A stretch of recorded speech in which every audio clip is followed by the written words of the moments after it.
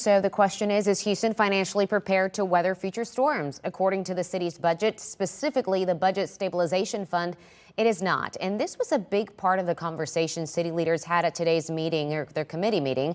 Zach Lashway listened in on that meeting and the conversation, and he's joining us now with much more on what was discussed and how this impacts you. Houston has a history of disasters, and reality shows we'll face more. This is where that Budget Stabilization Fund comes into play. It's also called the Rainy Day Fund, and the city relies on it during disasters. But can it withstand future storms, especially given unsound reliance from the federal government? Will Jones, director of City of Houston's Finance Department, presented its outlook at today's meeting. He says there's an opportunity to strengthen the reserves. The report compares Houston's reserves to national best practices and to other large cities in the state. It found Houston's financial policies call for only about half the recommended level of savings. You don't want to touch it so easily.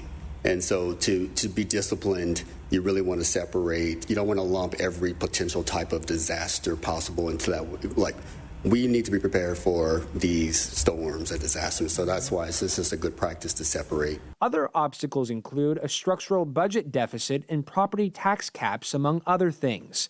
The report offered up recommendations to build a stronger Houston, raising the minimum reserve requirement, strengthening the city's rainy day fund, creating well-defined rules so year-end surpluses are automatically directed to disaster savings.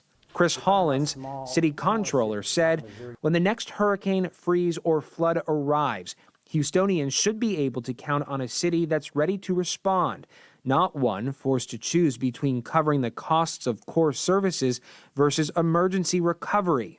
Houston City Councilwoman Abby Kamen proposed an amendment.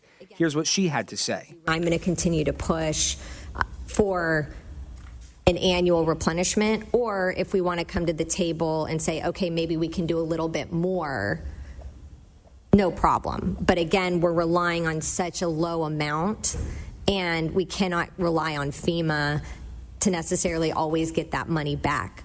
And with nearly a $300 million shortfall looming, Houston's Rainy Day Fund is under scrutiny.